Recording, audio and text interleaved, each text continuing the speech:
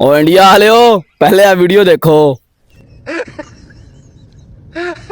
तुम लोग इसलिए खुश हो रहे थे न्यूजीलैंड को हरा के।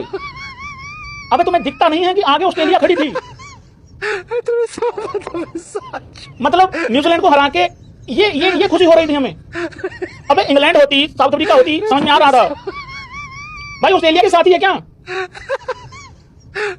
ऑस्ट्रेलिया के साथ ही होगा यार सेमीफाइनल। झूठ क्यों लिखेगा यार कोई यार भाई? 30 अक्टूबर को है भाई सेमीफाइनल ऑस्ट्रेलिया के साथ। क्या लगता है कोई चांस वांस समझे कुछ? क्या नहीं।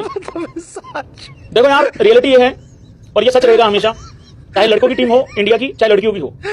और ये लड़कियों के नाम से एक चीज और याद आई, कल एक और बड़ी शर्मनाक चीज हुई है। और सच्चाई ये है कि लड़के हो चाहे लड़कियों की टीम हो इंडिया की, बॉस अगर आप ऑस्ट्रेलिया को हराने के लिए तैयार हो तो वर्ल्ड कप में भाई बाकी टीमों को हरा के सेलिब्रेट करने का मेरा हक है।